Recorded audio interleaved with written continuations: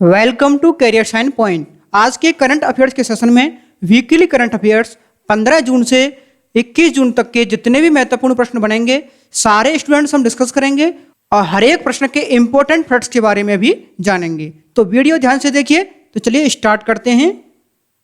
पहला प्रश्न है, इंटेक के मुताबिक ओडिशा की महानदी में कितने वर्ष पुराना 60 फीट का डूबा हुआ मंदिर मिला है? इंटेक के मुताबिक ओडिशा की महानदी में कितने वर्ष पुराना 60 फीट का डूबा हुआ मंदिर मिला है? तो इस प्रश्न का करेक्ट आंसर है 500 साल वर्ष। कितना है? 500 साल वर्ष। इंटेक का जो मुख्यालय वो कहां पर है? न्यू दिल्ली में। कहां पर है? न्यू दिल्ली में। और इसकी जो स्थापना हुई थी वो कब हुई थी?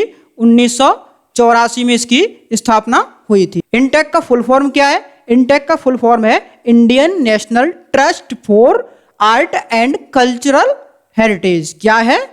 Indian national trust for art and culture heritage. अच्छा, हाल ही में नदी घाटी में मौजूद ऐतिहासिक विरासत का दस्तावेजीकरण कर रही परियोजना के तहत बताया गया है कि जो मंदिर मिला है वह करीब 60 फीट ऊंचा है और 500 साल पुराना है और हाल ही में परियोजना के तहत इसका पता लगाया गया है। अब तक इंटेक ने दस्तावेजीकरण परियोजना के तहत महानदी में मौजूद 65 प्राचीन मंदिरों का पता लगाया है। कितने?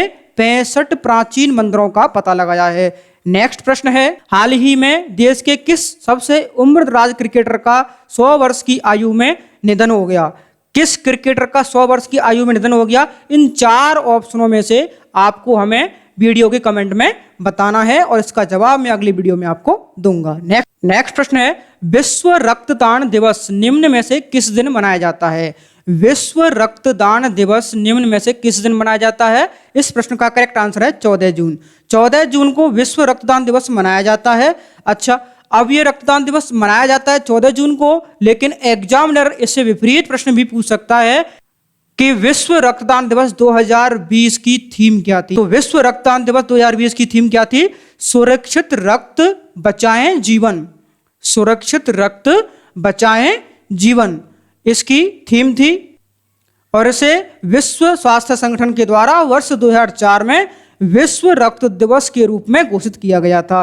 अच्छा, इसका उद्देश्य था कि सुरक्षित रक्त उत्पादों की आवश्यकता के बारे में जागरूकता प्रदान करें। अच्छा, एक साइंटिस्ट हुआ करते थे कार्ल लैंडस्टीनर।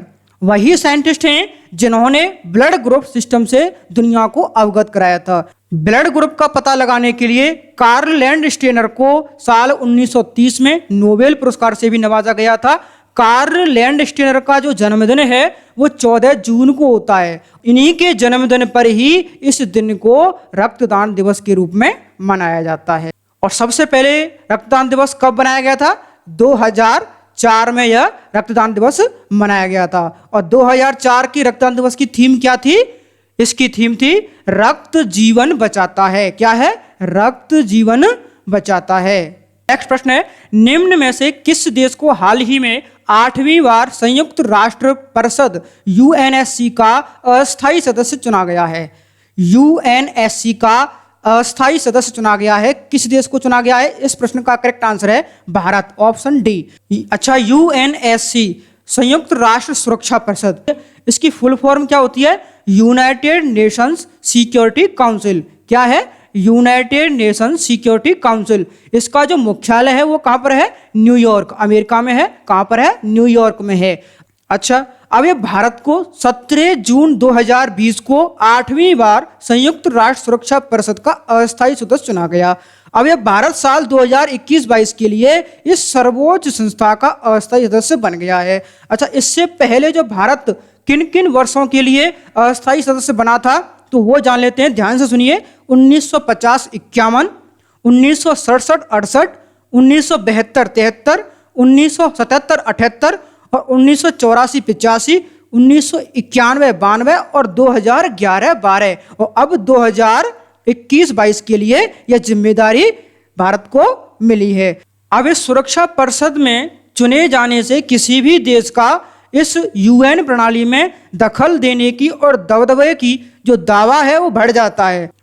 ऐसे में 8 साल बाद भारत का सुरक्षा परिषद में पहुंचना काफी महत्वपूर्ण है। नेक्स्ट है, हाल ही में किस फुटबॉल टीम ने लगातार 8वीं बार बुंडेसलीगा का खिताब अपने नाम किया? बुंडेसलीगा का खिताब अपने नाम किया किस फुटबॉल टीम ने यह लगातार ऐसा किया है और कितनी बार यह हासिल कर चुका है? तो इस प्रश्न का करेक्ट आंसर है option A, Bayern Munich. Bayern Munich ने वर्डर ब्रेमेन को 1-0 से हराकर लगातार 8वीं बार बुंडेसलीगा का खिताब जीता है। कितनी बार? लगातार 8वीं बार बुंडेसलीगा खिताब जीता है। इस जीत से बायर्न म्यूनिख के दूसरे स्थान पर काबिज हो गया है और बुंडेसलीगा की जो शुरुआत की गई थी वो कब की गई थी? 1963 में इसकी शुरुआत की गई थी और अब तक बायर्न म्यूनिख ने 58 में से सबसे ज्यादा 30 बार यह खिताब जीता है। कितनी बार जीता है? 30 बार यह खिताब जीता है। नेक्स्ट है, निम्न में से कौन सा देश द्वितीय विश्व युद्ध के विजय की 75वीं वर्षगांठ के अवसर पर मॉस्को में आयोजित सैन्य परेड में भाग लेने हेतु तीनों सेना के 75 सदस्यीय दल को वहां भेजेगा? तो हाल ही में जो आयोजित हो रही है 75वीं वर्षगांठ किसकी? द्वितीय विश्व युद्ध के विजय की 75वीं वर्षगांठ के अवसर पर मॉस्को में आयोजित सैन्य परेड में कौन सा देश तीनों सेना के 75 सदस्यीय दल को वहां भेजेगा? तो इस प्रश्न का करेक्ट आंसर है भारत। ऑप्शन सी इस प्रश्न का करेक्ट आंसर है भारत। अच्छा, मॉस्को रूस की राजधानी है। यह जो परेड है ये दूसरे विश्व युद्ध में रूस और गठबंधन देशों के सैनिकों और वीरता को बलिदान का सम्मान करने के लिए आयोजित की जा रही है। रूस के रक्षा मंत्री ने इस महीने की 24 तारीख को विजय दिवस परेड में भाग लेने के लिए भारतीय दल को आमंत्रित किया है। परेड में भारत की भागीदारी विश्व युद्ध के महान नायकों को याद करने के लिए और रूस के लोगों के साथ एकजुटता और श्रद्धांजलि के प्रतीक के रूप में होगी। तो इस प्रश्न का क्या आंसर है? भारत। भारत इसमें हिस्सा लेगा। नेक्स्ट है, अमेरिका के राष्ट्रपति ने किस देश में 9,500 अमेरिकी सैनिकों को ठिकाने से वापस लेने की योजना की पुष्टि की? तो इस प्रश्न का करेक्ट आंसर है जर्मनी। क्या है? जर्मनी। ऑप्शन ए इस प्रश्न का करेक्ट आंसर है जर्मनी। नेक्स्ट प्रश्न, किस देश की संसद ने उत्तराखंड के पिथौरागढ़ जिले में भारतीय क्षेत्र पर दावा करने वाले नए नक्शे को मंजूरी दे दी है? अच्छा, नए नक्शे को मंजूरी दे दी है किस देश की संसद ने? जो उत्तराखंड के पिथौरागढ़ जिले में भारतीय क्षेत्र पर दावा करने वाले जो नए नक्शे पर मंजूरी दे दी है वह किस देश ने दे दी है? इस प्रश्न का करेक्ट आंसर है नेपाल। Option A. अच्छा, भारत के कड़े विरोध के बावजूद भी इस नए नक्शे में नेपाल ने 3 भारतीय इलाकों लिपुलेख, कालापानी और लिम्पियाधुरा को अपने क्षेत्र के रूप में दर्शाया है। अच्छा, इस कदम के बाद दोनों देशों के सौहार्दपूर्ण संबंध को बहुत गहरी चोट पहुंची है। नेपाल के राष्ट्रपति विद्यादेवी भंडारी ने संवैधानिक प्रावधानों के तहत हस्ताक्षर कर दिए हैं और इस नक्शे को राष्ट्रीय मान्यता देने के लिए संविधान संशोधन बिल को नेपाली संसद में उच्च सदन से 18 जून 2020 को इसे सर्वसम्मति से पारित कर दिया गया। नेक्स्ट है, विश्व बुजुर्ग दुर्व्यवहार रोकथाम जागरूकता दिवस निम्न में से किस दिन मनाया जाता है? ऑप्शन डी इस प्रश्न का करेक्ट आंसर है 15 जून को यह दिवस मनाया जाता है। अच्छा, विश्व बुजुर्ग दुर्व्यवहार जागरूकता दिवस प्रतिवर्ष 15 जून को मनाया जाता है। बुजुर्गों के साथ होने वाले दुर्व्यवहार की रोकथाम के लिए लोगों में जागरूकता फैलाने के उद्देश्य से दुनिया भर में 15 जून को मनाया जाता है। अच्छा, यह संयुक्त राष्ट्र ने इस दिन को आयोजन की शुरुआत की थी। और नेक्स्ट प्रश्न है, भारतीय रिजर्व बैंक आरबीआई द्वारा बैंकों को पूर्णकालिक निर्देशक और मुख्य कार्यकारी अधिकारियों के लिए प्रस्तावित ऊपरी आयु सीमा क्या है? ऊपरी आयु सीमा बदलकर क्या कर दी गई है? इस प्रश्न का करेक्ट आंसर है ऑप्शन डी 70 वर्ष कर दी गई है। कितनी वर्ष कर दी गई है? 70 वर्ष कर दी गई है। नेक्स्ट प्रश्न है, हाल ही में गूगल ने किस नाम से साल के सबसे लंबे दिन जून 21 के उपलक्ष्य में डूडल जारी किया है? हाल ही में गूगल ने किस नाम से किया है डूडल जारी? तो इस प्रश्न का करेक्ट आंसर है ऑप्शन बी, हैप्पी समर 2019। अच्छा, जब गूगल की बात हो रही है तो गूगल की स्थापना कब हुई थी? 1998 में हुई थी। 1998 में 4 सितंबर 1998 में हुई थी। और इसका जो हेडक्वार्टर, इसका मुख्यालय कहाँ पर है? कैलिफोर्निया यूएसए में है। कहाँ पर है? कैलिफोर्निया यूएसए में है। अच्छा, गूगल ने जो हैप्पी समर 2019 डूडल पेश किया है, इसे एक वर्ष 21 जून को साल का सबसे बड़ा दिन माना जाता है, क्योंकि इस दिन सूर्य कर्क रेखा के ठीक ऊपर स्थित हो जाता है और इस स्थिति में परछाई भी कुछ समय के लिए गायब भी हो जाती है, सिकुड़ भी जाती है, विलुप्त हो जाती है। गूगल ने इस डूडल को पृथ्वी को चेहरे के रूप में चिन्हित किया, जिससे चांदनी रात को दिखाया गया है। गूगल के जो फाउंडर हैं, गूगल के जो मालिक हैं, वो कौन है? जान लेते हैं। लैरी पेज और सर्गे ब्रिन। कौन है? लैरी पेज और सर्गे ब्रिन। हाल ही में किस राज्य ने धुएं से रहित रसोई के लिए प्रोजेक्ट चूल्हा नाम से परियोजना आरंभ की है? किस राज्य ने धुएं से रहित रसोई के लिए प्रोजेक्ट चूल्हा परियोजना शुरू की है? अच्छा, इस प्रश्न का करेक्ट आंसर है महाराष्ट्र। क्या है? महाराष्ट्र। ऑप्शन सी इस प्रश्न का करेक्ट आंसर है। दोस्तों, महाराष्ट्र के सीएम कौन है? उद्धव ठाकरे। अच्छा, महाराष्ट्र सरकार ने धुएं से मुक्त रसोई का माहौल प्रदान करने के लिए चूल्हा नामक पायलट प्रोजेक्ट शुरू किया है और यह योजना का लाभ उन महिलाओं को मिलेगा जो महिलाएं उज्ज्वल योजना के तहत नहीं जुड़ी हुई हैं। और इस योजना का क्रियान्वयन नक्सल प्रभावित इलाकों तथा उन जिलों में किया जाएगा जहां पर किसान अधिकतर आत्महत्या करते हैं। नेक्स्ट प्रश्न है, हाल ही में किस राज्य सरकार द्वारा निजी विश्वविद्यालय अध्यादेश 2019 को मंजूरी दे दी है? निजी विश्वविद्यालय अध्यादेश 2019 को मंजूरी देती है किस राज्य सरकार ने दे दी है? उत्तर प्रदेश राज्य सरकार ने दे दी है। इस प्रश्न का करेक्ट आंसर है ऑप्शन सी। अच्छा, जो हाल ही में उत्तर प्रदेश कैबिनेट ने उत्तर प्रदेश निजी विश्वविद्यालय अध्यादेश 2019 को मंजूरी दी है। अच्छा, इस अध्यादेश के बाद उत्तर प्रदेश के सभी निजी विश्वविद्यालय एक समान कानून में शासित होंगे। विश्वविद्यालय का निर्माण अथवा गठन करने के लिए अब एक वचन का प्रस्तुत करना होगा और वह वचन आवश्यक है। और वचन क्या है? घोषणा है कि विश्वविद्यालय परिसर में किसी भी प्रकार की देश विरोधी गतिविधियों का संचालन नहीं होने दिया जाएगा। तो इस प्रश्न का करेक्ट आंसर क्या है? उत्तर प्रदेश।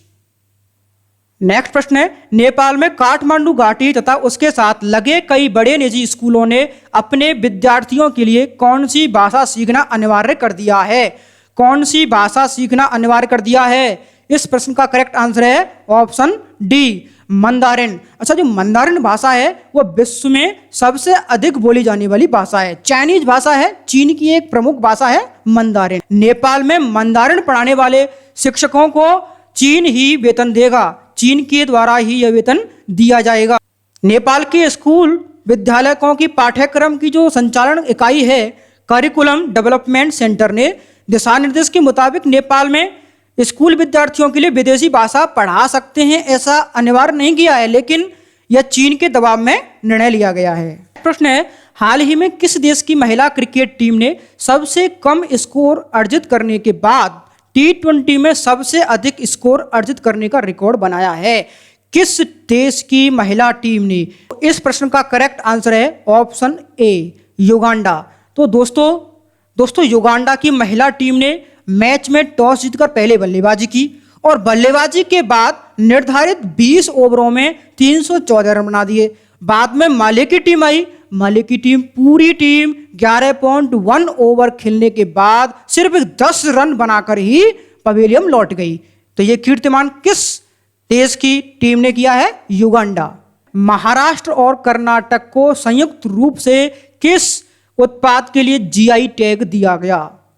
महाराष्ट्र और कर्नाटक को संयुक्त रूप से किस उत्पाद के लिए जीआई टैग प्रदान किया गया? अब ये जीआई टैग है, जीआई टैग ऐसे उत्पादों के लिए दिया जाता है जिनकी गुणवत्ता अच्छी हो, गुणवत्ता के आधार पर जीआई टैग दिया जाता है। तो जीआई टैग की जो फुल फॉर्म है वो क्या है? Geological indication. इसमें हिंदी में क्या कहते हैं इसको? भौगोलिक संकेत। भौगोलिक संकेत महाराष्ट्र और कर्नाटक के संयुक्त रूप से किस उत्पाद के लिए दिया गया है? तो इस प्रश्न का करेक्ट आंसर है ऑप्शन सी, कोल्हापुरी चप्पल। कोल्हापुरी चप्पल को यह टैग दिया गया है। कोल्हापुरी चप्पल का निर्माण चमड़े से किया जाता है। यह चप्पल हाथ से निर्मित होती है, इसकी विशेषता है। मुख्य रूप से इसका निर्माण महाराष्ट्र के कोल्हापुर, सांगली, सोलापुर और सतारा, जबकि कर्नाटक में बेलगाम, धारवाड़ और बागलकोट तथा बीजापुर के जिलों में किया जाता है। नेक्स्ट प्रश्न है, नीति आयोग द्वारा हाल ही में जारी किए गए एक रिपोर्ट में किस वर्ष तक भारत में 21 शहरों के जल स्तर में कमी होने की बात कही गई? 21 शहरों में जो जल स्तर है उसमें कमी की बात कही गई है। इस प्रश्न का करेक्ट आंसर है ऑप्शन बी, 2020। दोस्तों, नीति आयोग की जब बात कर रहे हैं तो नीति आयोग के जो अध्यक्ष है वो प्रधानमंत्री होते हैं। योजना आयोग का नाम बदल करके नीति आयोग किया गया। कब किया गया था? 1 जनवरी 2015 को प्रधानमंत्री नरेंद्र मोदी ने योजना आयोग को बदलकर नीति आयोग में कर दिया गया। और जबकि योजना आयोग की जो स्थापना हुई थी वो कब हुई थी? 15 मार्च 1950 को योजना आयोग की स्थापना हुई थी, जिसके अध्यक्ष कौन थे? जवाहरलाल नेहरू। और अभी जो नीति आयोग के अध्यक्ष कौन है? नरेंद्र मोदी। कौन है? भारत के प्रधानमंत्री नरेंद्र मोदी। नीति आयोग ने यह 21 राज्यों में 2020 तक पानी की जो भीषण कमी बताई है। रिपोर्ट के अनुसार बताया जा रहा है कि देश की 40% आबादी को पीने के पानी में समस्या का जूझना पड़ सकता है और इस जल संकट के करीब 10 करोड़ लोग प्रभावित हो सकते हैं। रिपोर्ट में कहा गया है यदि अभी कदम नहीं उठाए गए तो आने वाले समय में यह समस्या अधिक बदतर होती चली जाएगी। नेक्स्ट प्रश्न है, हाल ही में किस राज्य सरकार ने वरिष्ठ नागरिक तीर्थ यात्रा योजना के तहत बुजुर्गों को मुफ्त में तीर्थ यात्रा कराने की घोषणा की है? किस राज्य सरकार ने वरिष्ठ नागरिकों के लिए तीर्थ यात्रा योजना मुफ्त में कर दी है? तो इस प्रश्न का करेक्ट आंसर है राजस्थान। ऑप्शन डी इस प्रश्न का करेक्ट आंसर है राजस्थान। राजस्थान की जब बात हो रही है तो राजस्थान के जो मुख्यमंत्री हैं वो कौन है? अशोक गहलोत। कौन है? अशोक गहलोत। और राजस्थान की राजधानी क्या है? जयपुर। अच्छा, राजस्थान सरकार ने बुजुर्गों के लिए मुफ्त में तो कर दिया, इसके साथ उनके लिए एक सहयोगी भी जाने की छूट दे दी गई है। नेक्स्ट प्रश्न है, हाल ही में किस देश ने अमेरिका के एक टोही ड्रोन को मार गिराया, जिससे दोनों देशों के मध्य तलखी बढ़ गई? अमेरिका का कौन सा ड्रोन था? किस देश ने यह मार गिराया और उसके बाद तलखी बढ़ गई, आपसी झगड़े बढ़ गए, मतभेद हो गया? तो इस प्रश्न का करेक्ट आंसर है ऑप्शन सी, ईरान। तो जैसा कि ईरान ने अमेरिका के जासूसी ड्रोन को सामरिक रूप से अहम हॉर्मुज जलमंडल मध्य मार गिराया।